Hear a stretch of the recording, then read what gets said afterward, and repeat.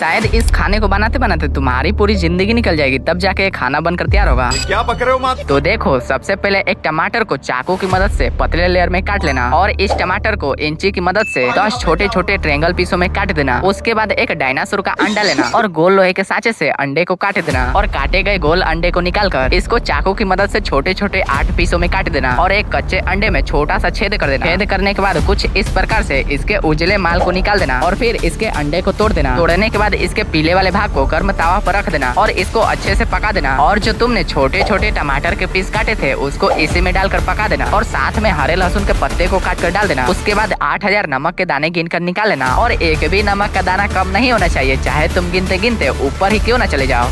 क्या?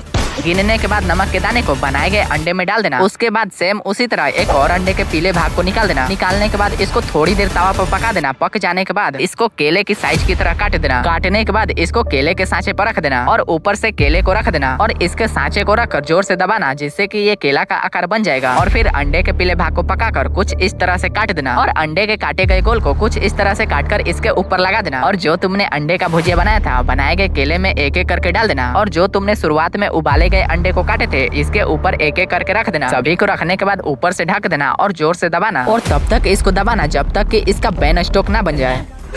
उसके बाद थोड़ा सा हरा पेंट लेना और बनाए गए केले के ऊपर पेंट कर देना और बनाए गए केले के बीच में थोड़ा सा सोया सॉस को भी डाल देना और एक काले ब्रेड को बनाए गए केले के ऊपर रख देना। और इतनी मेहनत करने के बाद आखिरकार बनकर तैयार हो चुका है।